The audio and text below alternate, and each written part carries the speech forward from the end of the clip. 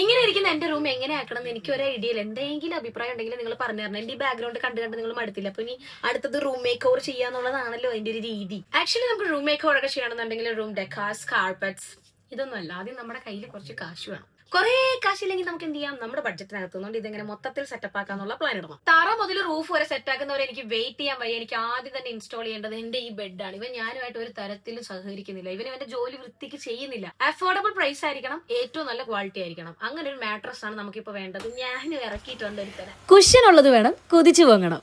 പക്ഷെ കൊക്കിലൊതുങ്ങുന്നതോ ആവണം. EMI option ഉള്ളത് കൊണ്ട് ഡബിൾ ഹാപ്പി. എന്നാലും എന്തിനായിരിക്കും ഞാൻ ഫ്ലോ മാട്രസ് തന്നെ വാങ്ങിയത്? ആന്റി ഗ്രാവിറ്റി മാട്രസ് ആയതുകൊണ്ട് നമ്മളിങ്ങനെ പൊങ്ങി വെയിറ്റ്ലെസ് ആയിട്ട് കിടക്കുന്ന പോലെ തോന്നും. 100 ദിവസം ഫ്രീ ട്രയൽ ഉണ്ട്, 10 വർഷം വാറന്റി ഉണ്ട്. മോഷൻ ഐസൊലേഷൻ ടെക്നോളജി ഉള്ളത് കൊണ്ട് അടുത്ത് കിടക്കുന്ന ആള് തല കുത്തി മറിഞ്ഞാലും നമുക്ക് സുഖനിദ്ര. എന്റെ പഴയ ബെഡിൽ കുറേ സമയം ഒരേ പൊസിഷനിൽ കിടന്നാൽ ആ ഭാഗം ഇങ്ങനെ ചൂടാവും. പക്ഷേ ഫ്ലോ മാട്രസിൽ 3D എയർ ഫ്ലോ ടെക്നോളജി ഉള്ളത് കൊണ്ട് AC ഇല്ലെങ്കിലും സുഖമായിട്ട് ഉറങ്ങാം. ഇതിന്റെ കൂടെയുള്ള പില്ലോയും ചാർക്കോൾ ഇൻഫ്യൂസ്ഡ് ആയിട്ടുള്ള കവറും ക്വാളിറ്റിയുടെ കാര്യത്തിൽ ഒന്നും പറയാനില്ല, സൂപ്പർ.